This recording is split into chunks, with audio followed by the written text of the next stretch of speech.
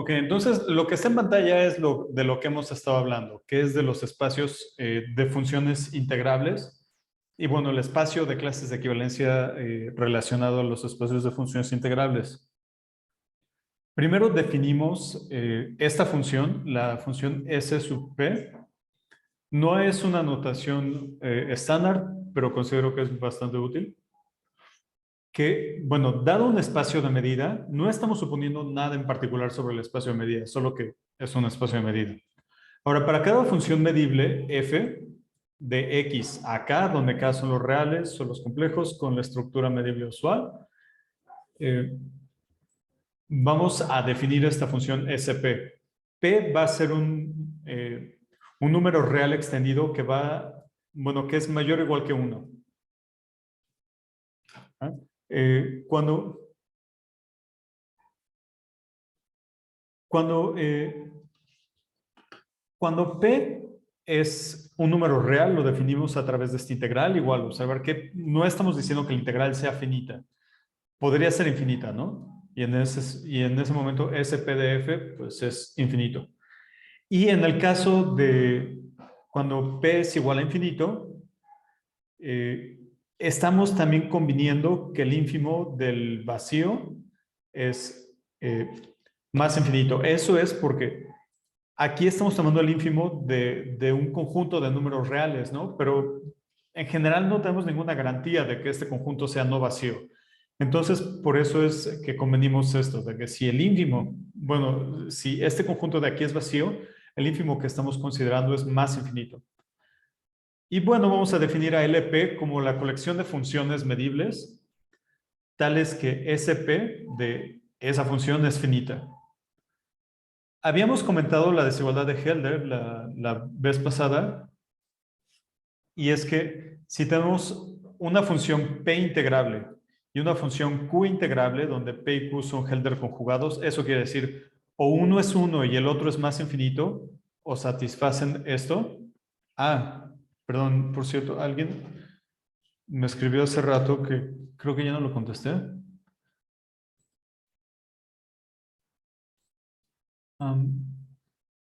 Bueno, no está, entonces le voy a contestar ahora terminando la clase. Bueno, es que me habían preguntado si para la tarea pueden utilizar la desigualdad de Helder y pues sí, sí la pueden usar. Bueno, si en su solución la necesitan, pues úsenla. ¿Ok? Bueno, eh, entonces estamos suponiendo que P y Q son Helder conjugados. O sea, son dos números reales mayores o iguales que uno que satisfacen esto, o uno es uno y otro es más infinito. Entonces, lo que concluimos que es que si tomamos una función P integrable y una Q integrable, entonces el producto es integrable y la S1 de FG es menor o igual que SP de F y SQ de G. Aquí quiero recalcar que si P y Q son números reales, entonces esto es una desigualdad de integrales, ¿no? Ok, y habíamos empezado a discutir la desigualdad de Minkowski. El objetivo que tenemos es probar que esta función SP es una seminorma. Entonces, también habíamos visto que o bueno, no lo vimos, pero lo discutimos, que la condición de homogeneidad de normas es cierta. O sea, tenemos esto, con alfa un escalar. Entonces, eso ya lo vamos a suponer. Cuando P es un número real, no es particularmente complicado en vista de la linealidad del integral. Cuando P es igual a infinito, hay que argumentar un poquito más. ¿Ok? Bueno, entonces ya que sabemos eso, para concluir que es una seminorma, nos falta la desigualdad del triángulo. Y la desigualdad del triángulo, en este caso, se llama desigualdad de Minkowski. Eh, que nos dice si P es un número real extendido entre 1 y más infinito, incluidos los extremos, y tomamos dos funciones en LP, entonces, bueno, como lo había escrito la vez pasada, había dicho que F más G pertenece a LP y además tenemos esta desigualdad. Aquí lo estoy poniendo inmediatamente, porque bueno, el lado izquierdo está definido para cualquier función medible, ¿no? Y el lado derecho estamos suponiendo que es, bueno, si f y g están en LP, entonces estas cosas son finitas, entonces eso fuerza a esto a ser finito. Ok, entonces tiene, el contenido es lo mismo que la vez pasada, nada más es un poco más conciso. Lo que está aquí es más o menos a donde habíamos llegado el miércoles. Vamos a repasar un poco rápido el argumento. Primero, nos vamos a hacer de los casos p igual a 1, que ese ya lo discutimos a detalle, y p igual a más infinito, que ese fue un ejercicio para entregar. Bueno, igual, bueno, fue un ejercicio para entregar. Ahora, vamos a tomar una p que esté entre 1 y más infinito, excluyendo los extremos. Primero vamos a ver que f más g es integrable. Y habíamos dicho que eso lo podemos ver a partir de esta desigualdad. Ajá. Que bueno, sigue de la desigualdad del triángulo. Y como f más g en valor absoluto y todo eso elevado a la p es integrable, entonces f más g pertenece a LP. Ahora, como esta función, el valor absoluto de f más g elevado a la p menos 1, pertenece a LQ, aquí estoy utilizando implícitamente una pequeña discusión que habíamos tenido sobre los conjugados, sobre los números Helder conjugados, ¿no? Que habíamos dicho, si uno entre P más uno entre Q es igual a 1, pues podemos despejar de aquí a Q. Entonces nos queda 1 menos P menos 1 es igual a 1 entre Q. Y esto nos queda que P menos 1 entre P es igual a 1 entre Q. O,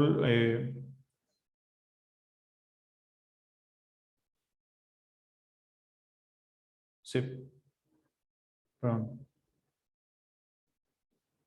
Perdón, dije que queríamos despejar a Q. No, eso no lo queremos. Lo que queremos es escribir P es igual a P menos 1 por Q. Esta cuantita es la que estamos haciendo al decir que esta función es Q integrable. Porque cuando elevamos, bueno, cuando elevamos toda esta función a la Q, el exponente que nos va a quedar por esta cuenta va a ser P y esa ya sabemos que es integrable. Ok, entonces, utilizando eso, que esta función es Q integrable, y esta desigualdad que sigue de la desigualdad del triángulo, podemos integrar, o sea, de este lado integramos y nos queda, bueno, nos queda este integral de aquí. Del lado derecho podemos integrar y nos va a quedar S1 del valor absoluto de f por el valor absoluto de f más g, todo eso elevado a p menos 1. Ahora, este factor es q integrable, este es p integrable, entonces podemos utilizar la desigualdad de Helder, ¿no? Y es lo que tenemos aquí. O sea, este integral que la podemos escribir en términos de SP, que es SP de f más g y todo eso elevado a la p, porque no estamos sacando la raíz, es menor o igual que esto. O sea, esto es otra forma de escribir el integral. Pero bueno, de este paso a este paso, es una desigualdad, no es una igualdad, estamos utilizando la desigualdad de Minkowski, perdón, la desigualdad de Helder. O sea, este término lo estamos acotando por este término y este término lo estamos acotando por este término. Es directamente la desigualdad de Helder.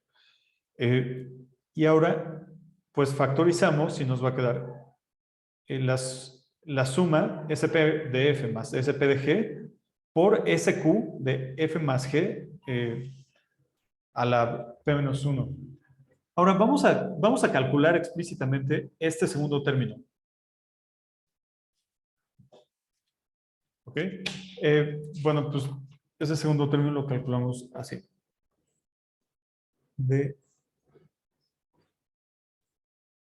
Bueno, no hay que hacer mucho, es nada más escribir lo que es F más G, P menos 1 a la P menos 1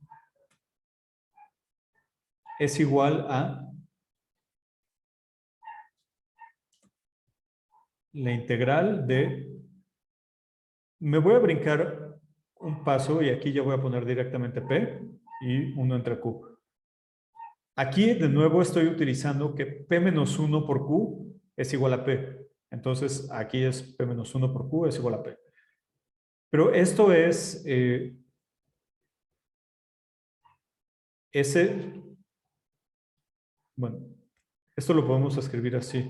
Antes de meter a la S, quiero ponerlo en estos términos. Fg elevado, F más G, valor absoluto, elevado a la P, y 1 entre P.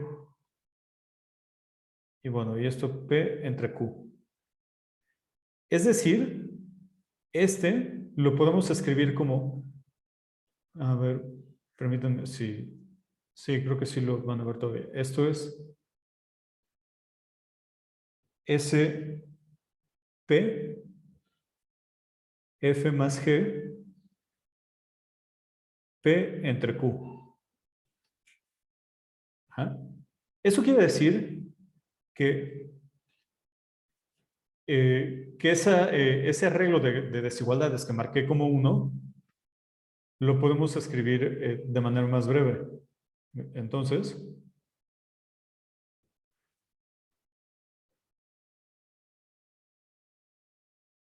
o sea, tenemos SP F más G y esto elevado a la P, que era lo que ya teníamos, menor o igual que SP de F más SP de G, y todo esto multiplicado por, o sea, esto entiendo que se puede ver feo, pero todo esto aquí son números reales.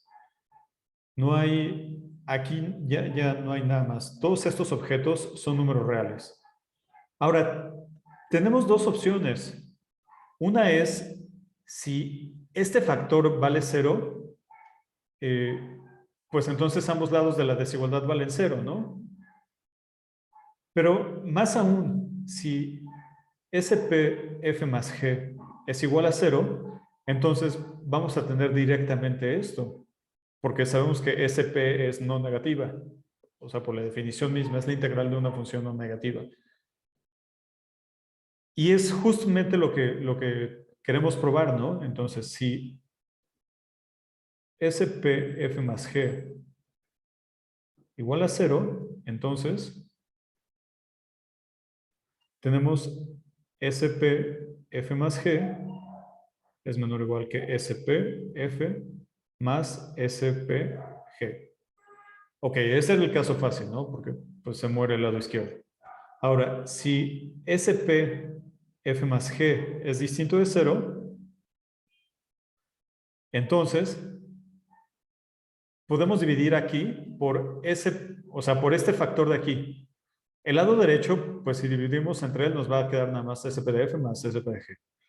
Y el lado izquierdo nos va a quedar SPF más G, P menos P entre Q. Pero ahora vean, P entre Q, pues aquí podemos factorizar a la P y nos queda 1 menos 1 entre Q.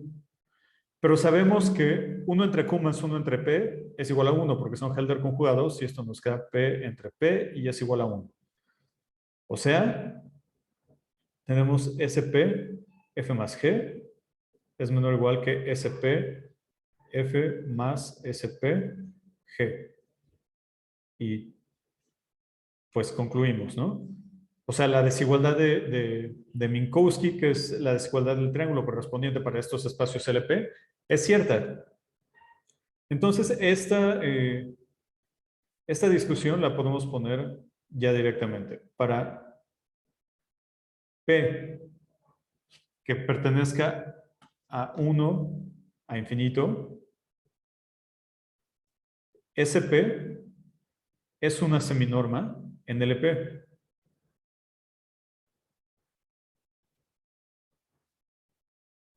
En LP. ¿Ok? Y pues ya no hay que probarlo porque ya justo lo demostramos, ¿no? La seminorma tiene dos propiedades. Una que saca escalares en valor absoluto y la otra eh, es que cumple la desigualdad del triángulo. La desigualdad del triángulo es justo la desigualdad de Minkowski. Ah, bueno, nada más antes de continuar, esto se me pasó a decirlo al principio, pero subí en la página del curso, en la sección de notas, un texto sobre normas P en RN. Bueno, sí, creo que lo hice en RN. El argumento para CN es lo mismo, pero bueno, subí unas notas ahí en donde, bueno, demostré la desigualdad bueno, está la desigualdad de Young, está la desigualdad de Minkowski, la de Helder, pero están hechas para las normas P en este espacio. Ajá. Nosotros no estamos trabajando en este espacio nada más, estamos trabajando en este espacio. O sea, en el espacio de funciones P integrables eh, que van de un espacio de medida al campo de interés, ¿no? Pero bueno, lo señalo porque creo que vale la pena que vean que el argumento es esencialmente el mismo. O sea, hay que hacer ciertos ajustes y eso, pues sí, no nos libramos de ello. Pero fuera de eso, el argumento es prácticamente el mismo. Ahora, ya tenemos un espacio seminormado, LP. Ajá. Entonces ya sabemos que a partir de ahí podemos sacar un espacio normado, así como lo hicimos en L1. Y así como algunos de ustedes hicieron en la tarea para el infinito. Para P de 1 a más infinito, definimos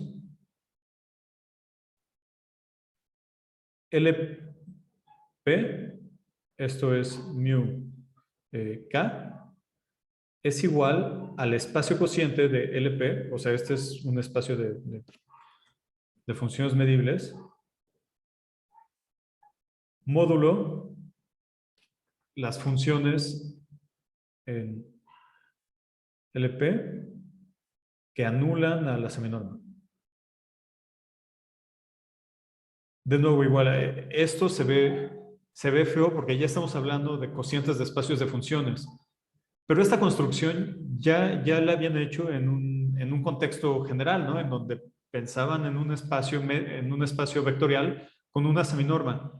Aquí, aunque los objetos del espacio vectorial sean complicados, pues sigue, o bueno, se puede complicar porque estamos hablando de funciones medibles y P integrables, pues la estructura algebraica es algo que ya conocemos, entonces podemos aplicar lo que ya saben de estructuras vectoriales en este caso. Y además, la norma para toda F en LP, definimos la norma P de F como SP de cualquiera de los representantes.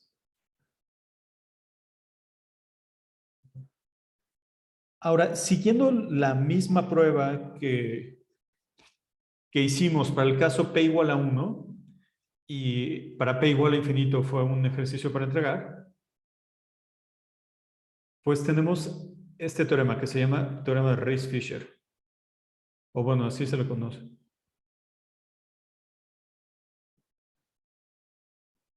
Y nos dice que todos los espacios LP son espacios de Banach.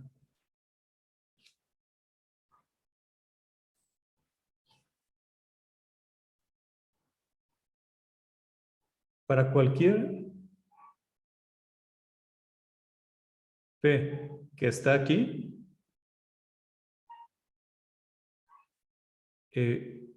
vamos a ponerlo aquí en su propia línea. LP, o sea, el espacio de clases de equivalencia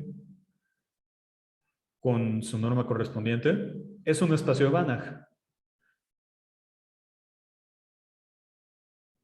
Ahora, de nuevo, esto no vamos a hacer la prueba porque si estudian con cuidado la prueba para P igual a 1, van a ver que prácticamente lo mismo que hicimos ahí funciona para cualquier P.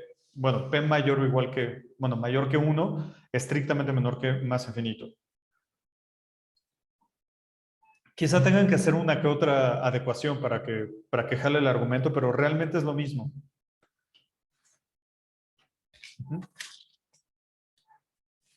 Bueno,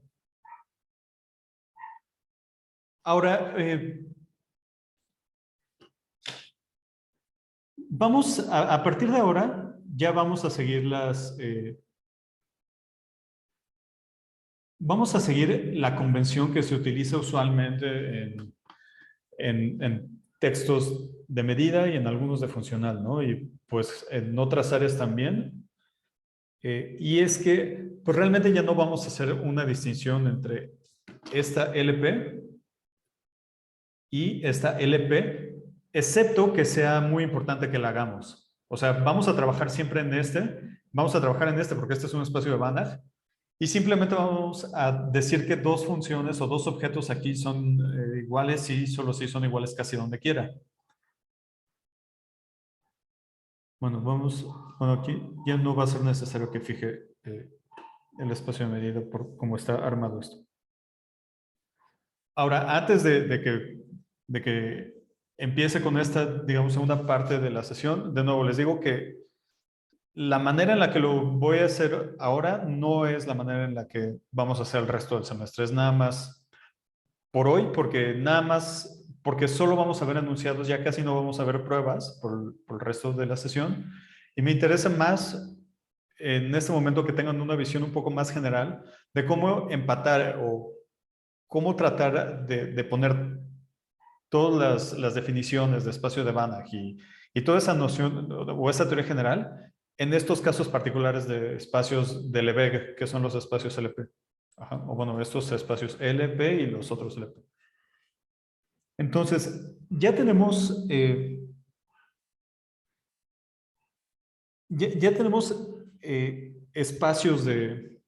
ya tenemos espacios de Banach, ¿no? Ahora, en particular tenemos espacios métricos completos. Empiezan a surgir varias dudas para tratar de entender cómo son estos espacios. Ahora, esta semana no han terminado la prueba, pero al menos esta semana vieron que bajo ciertas condiciones los espacios LP son separables. Ajá. Entonces, bueno, aquí quiero enfatizar, estamos en un espacio métrico que se llama LP. Es más, no solo métrico, sino en un espacio normado.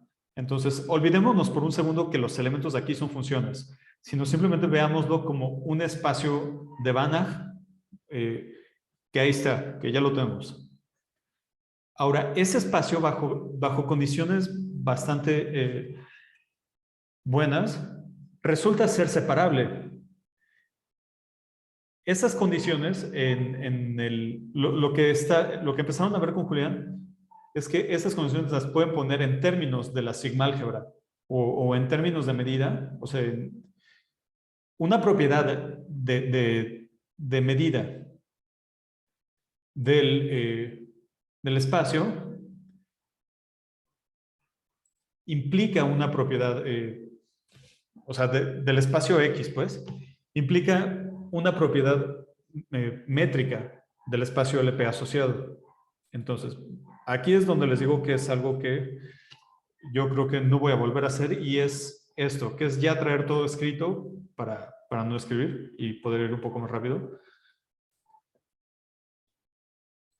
Entonces, esa condición que están viendo es que la sigma álgebra sea numerablemente generada. Eso quiere decir que la sigma álgebra de nuestro espacio de medida es generada por una familia de subconjuntos de X.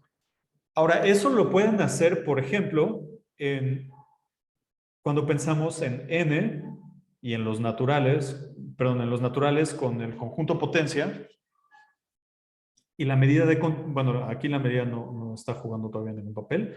Si pensamos en este espacio medible, pues 2 a la n es la sigma álgebra generada por esta familia, o sea, la familia de los conjuntos que tienen a un elemento. O sea, los naturales son numerables, ¿no? Entonces, esta familia que tenemos aquí es numerable, por lo tanto, el potencia aquí es numerablemente generado. Bueno, vamos a ponerlo así. O sea, ¿por qué nos importa esto? Ejemplo. Ejemplo 1 es n con el potencia. El segundo ejemplo es si tomamos un un intervalo compacto de los reales y tomamos su sigma álgebra de Borel. Bueno, el que sea compacto, pues realmente no importa, ¿no? Nada más con que sea pues, bien portado esto. Yo creo que lo pienso posiblemente para cualquier borreliano sirva. Pero bueno, nos vamos a fijar en los compactos porque es donde tenemos teoría bonita e importante.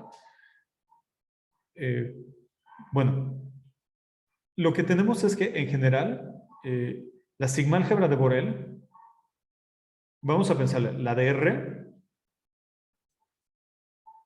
la sigma álgebra de Borel de R, pues es generada por una colección numerable de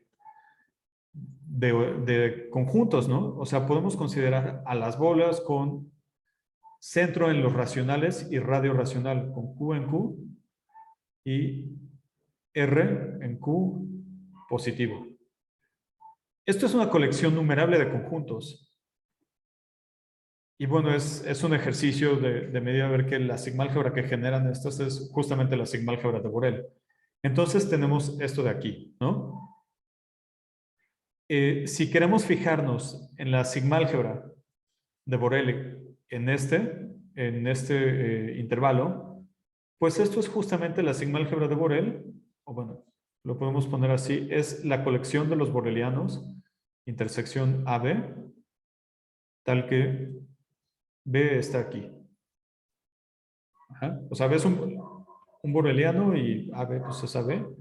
Entonces, esta sigma álgebra, utilizando que la sigma álgebra Borel es numerablemente generada, pues puede probar que también es numerablemente generada. Y bueno, justo por esto también les decía que aquí pude haber puesto cualquier boreliano, ¿no? Bueno, entonces ya tenemos dos ejemplos importantes, pero bueno, si XD es métrico separable, entonces X con su sigma álgebra de Borel, o sea, la sigma álgebra que generan los abiertos, también es numerablemente generada. Entonces ya tenemos tres ejemplos, ¿no? De este contexto, que bueno, es importante. Y lo que empezaron a ver con Julián es que cuando tienen eso, entonces los espacios LP son... aquí está, es que lo quiero poner todo junto. Si tienen un espacio de medida que es numerablemente generado y la medida es sigma finita, entonces el espacio LP correspondiente, o sea, estos LPs son separables para cada P de 1 a infinito.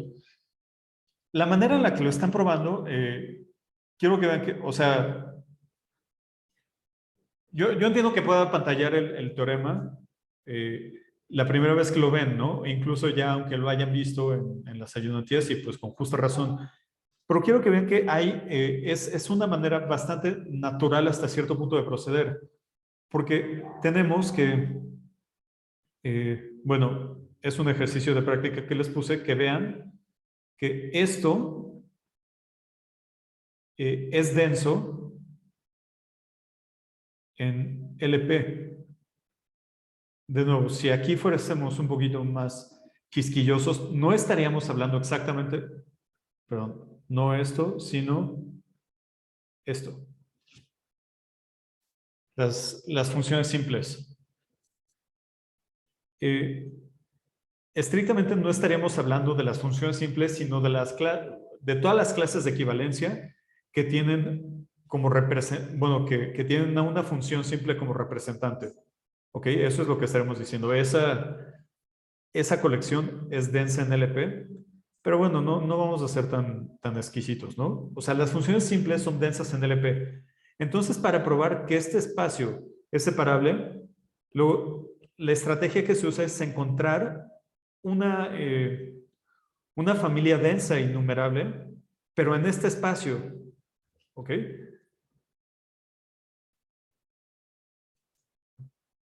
Y bueno, para lograrlo, pues utilizan estos teoremas de aproximación bueno, a partir de, o sea, los teoremas de aproximación que tenemos bueno, para este tipo de cosas, ¿no? Para la construcción de, bueno, es que no sé si todos lo vieron o todos se acuerdan, pero bueno, cuando tenemos un espacio de medida finita, esto es una pseudométrica,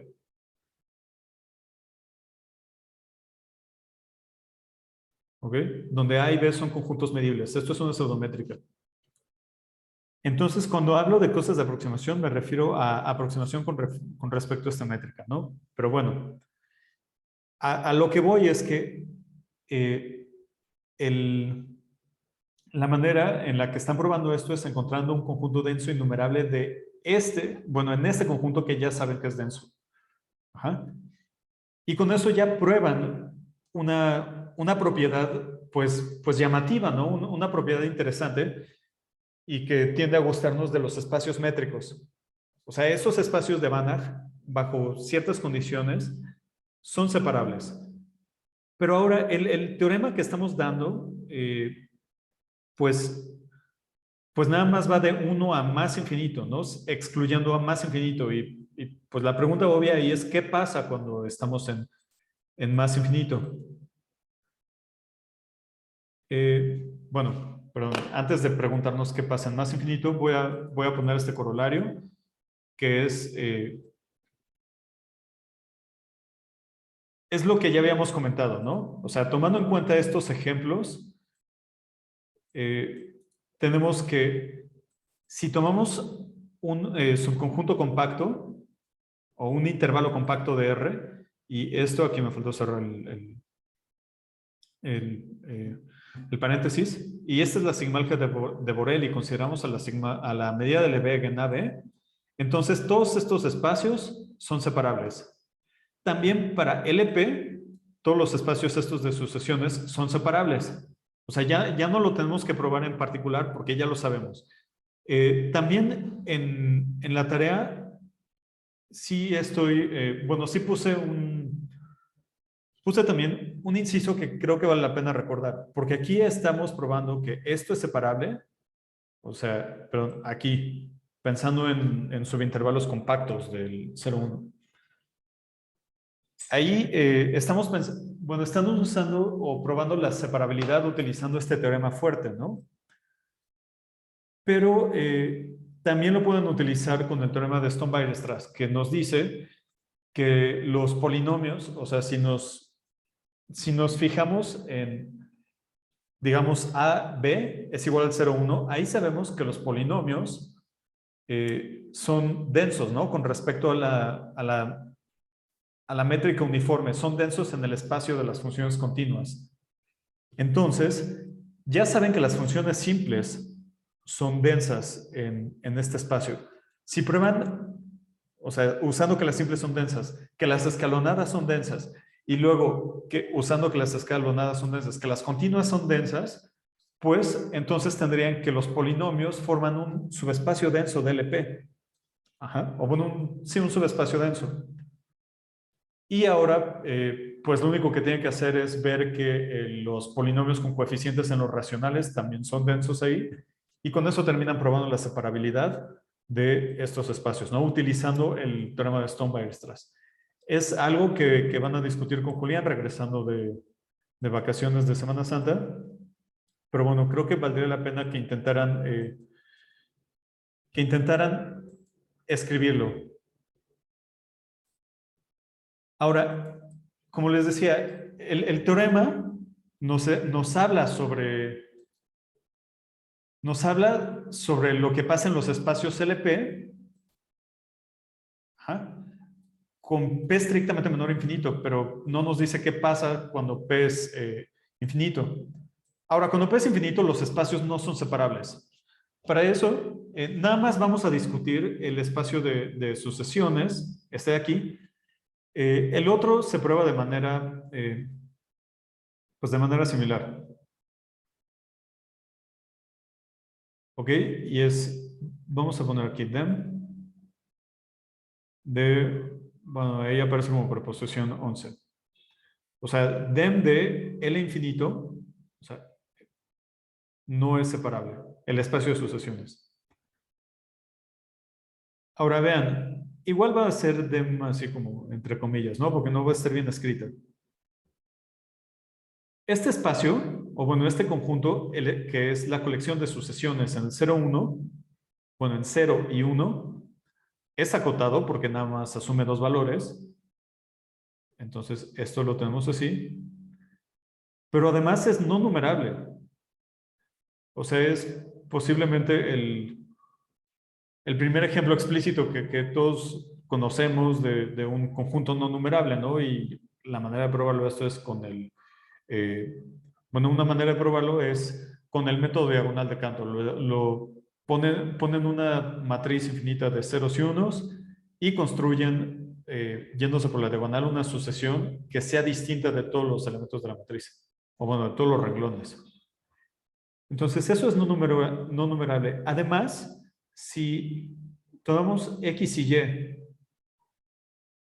en este conjunto, tenemos esto, que si X es distinto de Y, o sea, X y Y son sucesiones de ceros y unos. Si son distintas, significa que hay al menos una entrada en donde esta sucesión vale, digamos, 1 y esta vale 0, o al revés, ¿no? O sea, esta vale 0 y esta vale 1 en esa entrada. Eso quiere decir que la distancia entre esas dos, con respecto a la norma infinito, va a ser 1. Ajá. O sea, dicho de otro modo, tenemos un conjunto no numerable, tal que cada que tomamos dos elementos de ahí que sean distintos, la distancia entre ellos va a ser 1. Ahora, si tomamos un conjunto, vamos a ponerle D, subconjunto del infinito, que sea denso, entonces, para todo elemento en esto, por la densidad, la intersección de D con la bola con centro en X y radio 1/2 tiene que ser no vacía. Sin embargo, por esta desigualdad de aquí, la intersección de dos bolas con centro en esto y radio 1/2 va a ser vacía.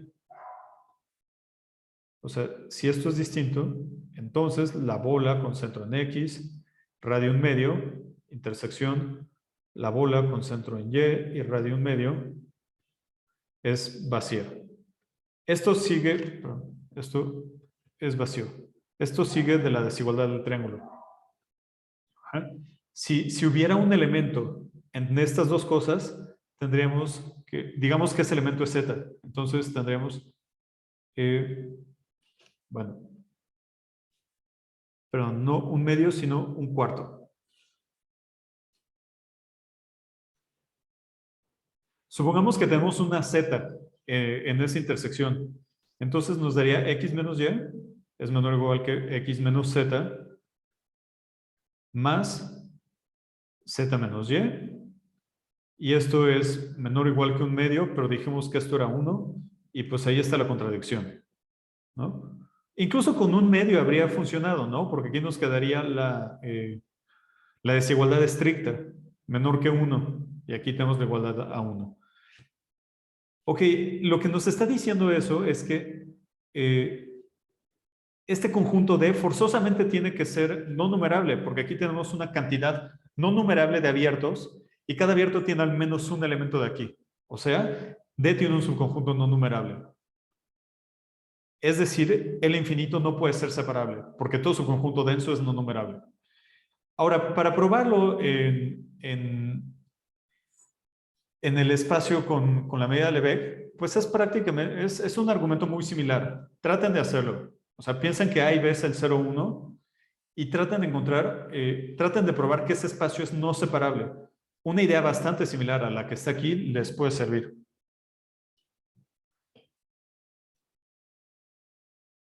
Ok,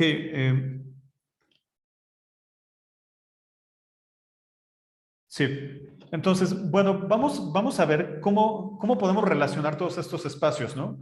O sea, ya tenemos, de nuevo, para cada P, si estamos en un espacio de medida, bueno, voy a escribir para fijar un poco de las cosas. Relación entre los espacios,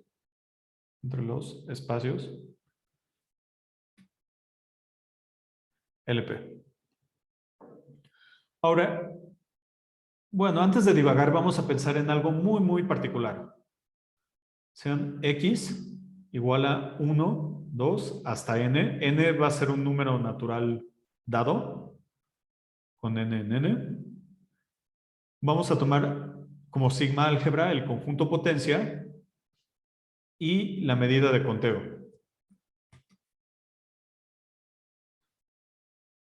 Ahora, una pregunta rápida.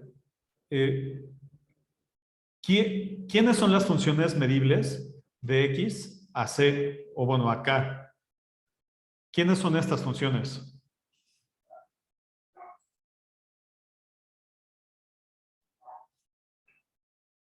O sea, bueno, son funciones que van de X, o sea, de 1 hasta N. A ver, ¿ya hay alguna respuesta por ahí?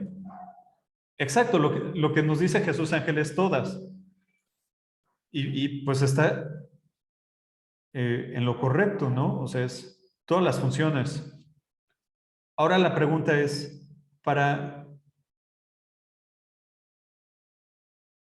bueno, vamos a hacer la pregunta en general, pero primero para P igual a 1. ¿Qué funciones? O sea, ¿quién es esto? Mu K. ¿Cuáles son estas funciones? O sea, ya sabemos que todas las funciones son integrables. ¿Cuáles son estas funciones? Bueno, pues para hacerlo tendríamos que saber cómo se ven las integrales, ¿no? En este caso, la integral de una función se ve así. J igual a 1 hasta n, f evaluado en j. Esa es la integral de una función en este contexto. Entonces, ¿quién es este espacio? O sea, ¿cuáles son las funciones que son integrables? Si en este caso, o sea, eso no habría que probarlo, no lo estoy probando, nada más les estoy diciendo ya que en este caso, la integral con respecto a mu se ve así. Es la suma bueno, pues es la suma de todos los valores. Exacto, y Jesús Ángel nos vuelve a decir, pues son todas, ¿no? Y pues sí, tiene toda la razón del mundo. Y ahora, si tomamos P de 1 a más infinito, ¿quién es esto?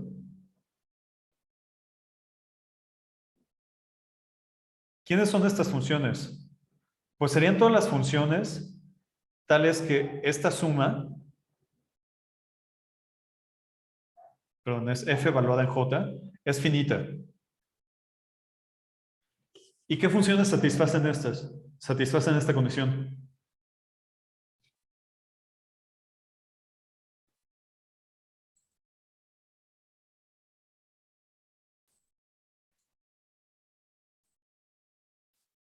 ¿Alguna idea de qué funciones satisfacen esta condición?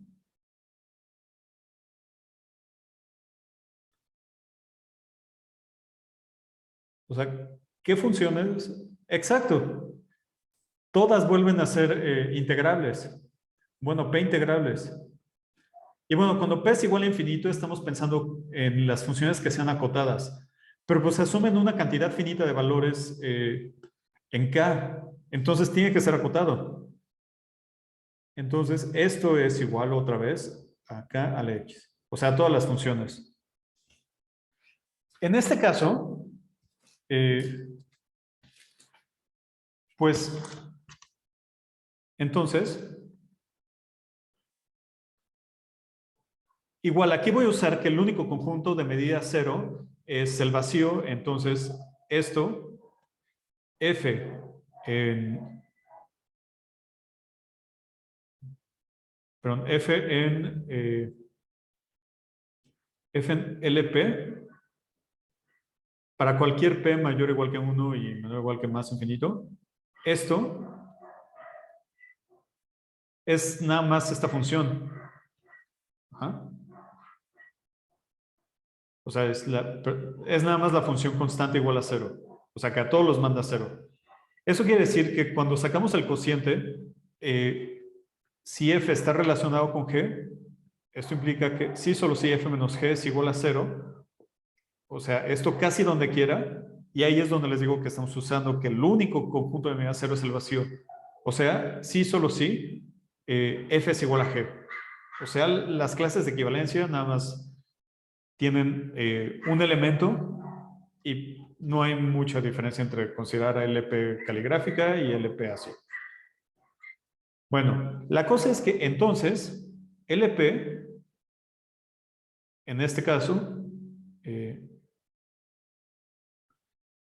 este espacio, que ya sabemos que es un espacio de Banach, es justamente K a la N con la norma P. ¿Ok? Ahora, una de las cosas que, o sea, dicho de otro modo, esa construcción abstracta y general que hicimos se reduce a los espacios de dimensión finita con las normas P. Ahora, algo que sabemos nosotros, porque ya lo discutimos en algún momento, es que en dimensión finita, o sea, cuando tenemos un espacio de dimensión finita, todas las normas son equivalentes. O sea, existe un isomorfismo entre un espacio con una norma y el mismo espacio con otra norma. Ajá. No estoy diciendo que isometría, sino isomorfismo, en el sentido que es una transformación lineal biyectiva y que además es continua y su inversa es continua. Eso me estoy refiriendo por un isomorfismo. Pero bueno, pues es un poco anticlimático, ¿no? Porque nos termina diciendo que toda la construcción fue pues para no mucho. Porque todos los espacios, o sea, dada una dimensión, todos los espacios terminaron siendo el mismo, bajo ciertas condiciones. Ahora, antes de avanzar un poco más sobre cómo podríamos, o sea, sobre qué tanto hemos ganado, vamos a ver un poquito de relaciones entre los espacios. O sea, cómo se relacionan en general. Porque ustedes ya vieron o sea, en la tarea vieron que en dimensión infinita, pues la situación es un poco distinta, ¿no? Perdón, es que enloqueció esto. Ya. Ok, entonces lo que sabemos, perdón, si en dimensión infinita las cosas son un poco más complicadas. Algo que no vamos a probar, pero es un buen ejercicio que pueden intentar, es que si tienen un espacio de medida finita, entonces, bueno, aquí hay un pequeño error. Lo que sabemos es que en dimensión finita se invierten las contenciones. Si P1 es menor o igual, es menor que P2, entonces LP2 está contenido en LP1. Y lo que puse ahí es cómo se relacionan las normas. Eso nos está diciendo que la identidad es continua, ¿no? O bueno, mejor dicho, la inclusión. Si toman la transformación que a cada elemento de aquí le asocia ese mismo elemento, pero le cambian la norma, eso termina siendo una transformación lineal continua y aquí tienen una cota, ¿no? En particular, si estamos en un espacio de probabilidad, pues esto vale 1.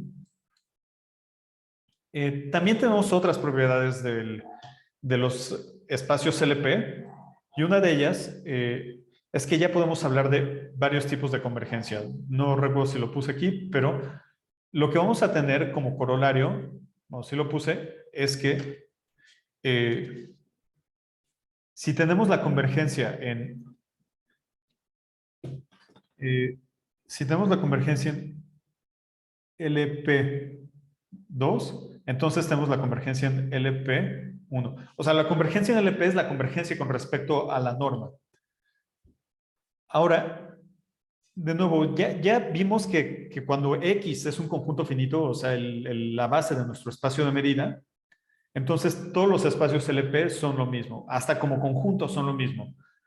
Lo que probaron ustedes en la tarea es que cuando X es igual a los naturales, pues eso ya no es cierto.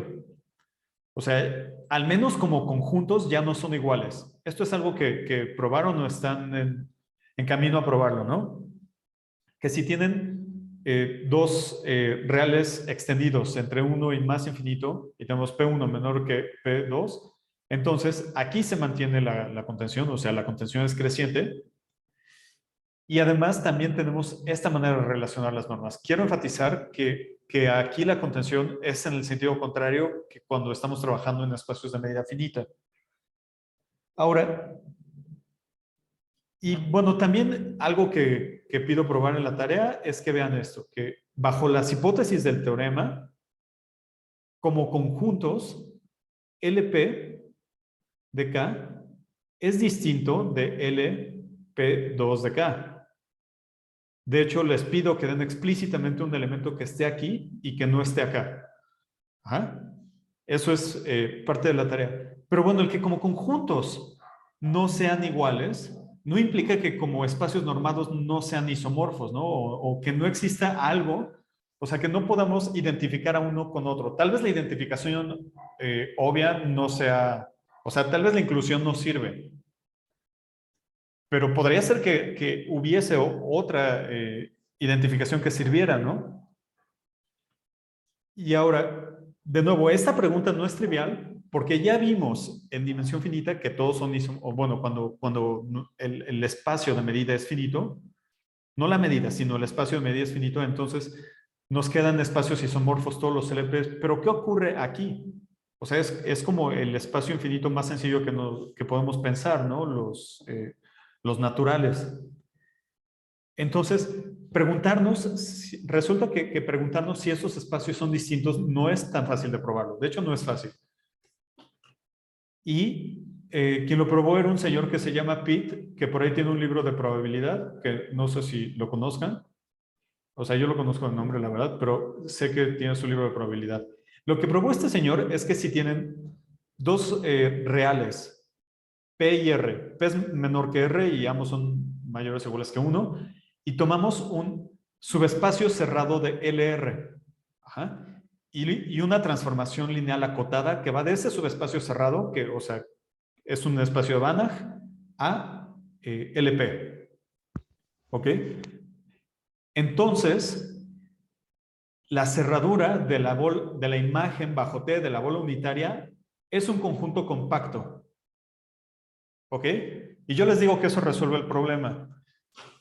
Porque, o sea, resuelve el problema porque una de las cosas que habíamos visto sobre espacios de dimensión finita, bueno, sobre espacios de dimensión finita es que un espacio normado, o sea, vamos a ponerle Y, esto, tiene dimensión finita,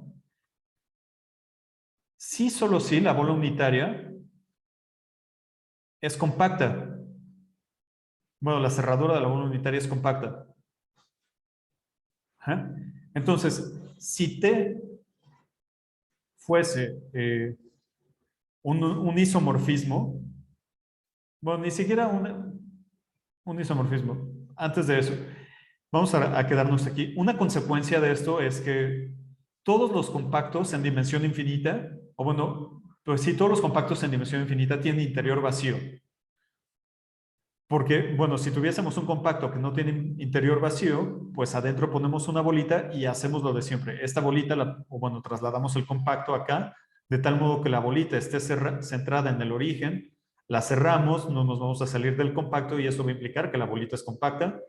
Multiplicamos, o sea, la multiplicamos por el escalar adecuado para que nos quede la bola unitaria y vamos a concluir que la bola unitaria es compacta. Entonces, este teorema que habíamos visto es equivalente a decir que, o bueno, implica que en un espacio de dimensión infinita todos los compactos tienen interior no vacío. Ahora, si tomamos, ahora sí, una transformación que vaya de, primero a X lo tomamos igual a LR, es un subespacio cerrado, y tomamos una transformación lineal acotada que vaya de LR a LP, entonces no puede ser un isomorfismo, porque un isomorfismo en particular es un homomorfismo y manda manda abiertos en abiertos. En particular, la imagen de la bola unitaria tiene que ser abierta. Pero si sabemos que su cerradura es compacta, no puede ser abierta, ¿no? Porque el interior de ese compacto es vacío. Entonces, este teorema de Pitt lo que nos está diciendo es que los LPs con P y R reales, sí, reales, no son isomorfos. Entonces, lo que estamos teniendo es una cantidad no numerable de espacios de Banach. Entonces, todos esos ejemplos que no había dado de espacios de Banach, pues aquí ya les estoy dando un montón de una pasada, o bueno, de una sentada. Y solo una observación para terminar. Ya sabemos que LP, todos los LPs son separables y L infinito no es separable. Entonces, como estos son separables y este no, pues tampoco pueden ser isomorfos estos. Ajá. Eso es un ejercicio, no lo vamos a probar, pero bueno, no es difícil, no es difícil probarlo, ¿no? O sea, si puedes, prueben que un isomorfismo manda conjuntos densos en conjuntos densos, entonces, si este fuese separable y fuesen isomorfos, no, perdón, si estos fuesen isomorfos, este sería separable y ahí está la contradicción. ¿Ok? Bueno, entonces, hasta acá dejamos esto, nada más, ya sé que me pasé por algunos minutos. Quiero terminar nada más dando tres, o sea, la parte de la sesión ya terminó, pero nada más quiero dar tres ideas para proyectos por si quieren trabajarlos. Uno es el teorema de Pitt, que está aquí arriba. Mi sugerencia es que si no se sienten cómodos utilizando topología, no se metan. O sea, incluso si están un poco cómodos y quieren avanzar un poquito más, está bien. O sea, nada más con que no se espanten cuando les hablen de topologías débiles y ese tipo de cosas, basta. Ajá. Para ver el teorema de Pitt. Aquí hay que ver el libro de Albiach, o Albiach, no sé cómo se pronuncia, y Carlston. Y el otro, Calton, perdón. Calton y Albiach. Otra proposición es el teorema de representación de Riesz, pero siguiendo un artículo que les facilitaría. La manera usual de probar esto es utilizando un teorema de medida, que es el teorema de Radon-Nikodym. Hay otra demostración que no la usa, o sea que no usa ese teorema de medida.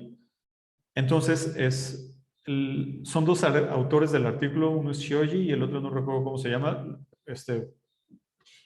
Pongo la referencia en la página por si les interesa el teorema de representación de Riesz.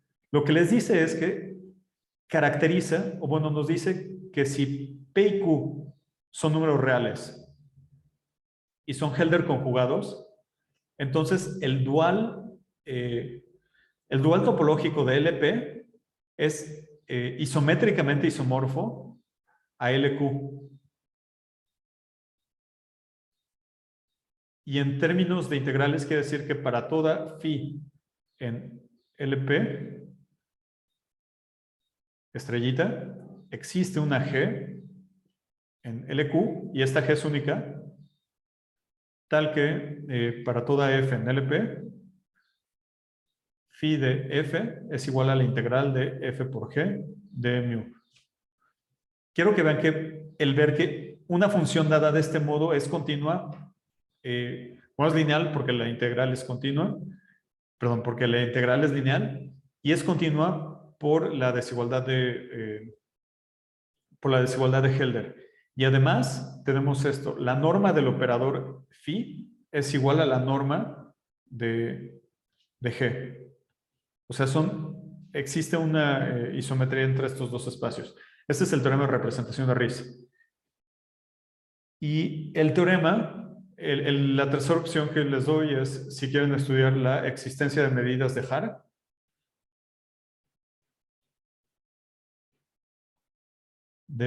Haar. Esto viene en el Bowers-Calton.